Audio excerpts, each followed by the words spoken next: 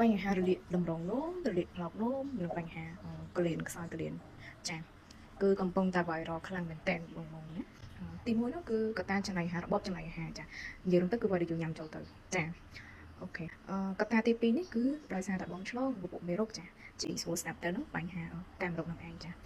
នៅពេលដែលបងរលាកថ្លោកនោមនឹងណាចាធ្វើឲ្យបងនោមក្តៅនោមសេនោមឈឺចានោមមកឈួលចាឈឺនៅ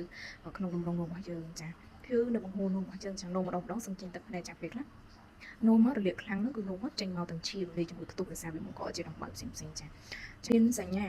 នោមញឹកនោមច្រើនដងក្នុងមួយថ្ងៃនោមអត់អស់នោមសល់នោមអត់ចេញនោមតឹងចាអានោះឲ្យបញ្ជាក់ថាក៏ពេញប្រូស្តាបងចាប់ដើមហើមឬក៏រីកចឹងធ្វើវាស្ពីតចាបងពិបាកក្នុងការនោមខ្លាំងមែនតើចាហើយដល់ពេលដែលបងនោមអត់ចេញពេលនោះគឺធ្វើបងចុកមែនតើនៅក៏ពេញប្រូស្តាណាចុកលើថ្ងាសតែម្ដងវាចុកខ្លាំងណាស់ពេលដែលបងស្ទះទឹកនោមអត់ចេញចាហ្នឹងប៉ះពាល់ដល់ក៏ពេញប្រូស្តាចាហើយនៅពេលដែលបងមានអាការៈហើមចាហើមពងស្វាស់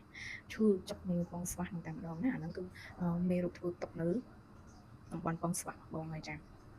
ធ្វើឲ្យបងចុកអ៊ូនៅក្នុងពងស្វាស់គឺហើមមានបញ្ហាក្នុងប៉ះពាល់ទាំងអស់ប៉ះពាល់ទាំងកលៀនរបស់បងចាធ្វើបងខ្សោយកលៀនខ្សោយផ្លូវភេទចាសរុបរួមតែម្ដងពួកមេរោគនេះគឺប៉ះពាល់ធ្ងន់ដល់សុខភាពណាហើយបើសិនជាបងទុកយូរមិនឆាប់ព្យាបាលទេអាចនឹងព្យាបាលមិនជាបើសិនជាសាច់យើងកាយសាច់ខ្លាយវិវត្តទៅជាហារិកផ្សេងៗអានោះអាចប្របាក់នៅថ្ងៃក្រោយណាចាជាក់ស្ដែងបងតាមដានសុខភាពខ្លួនឯងទៅណាបងចាបើថាបងប្រុសស្ត្រីទៀត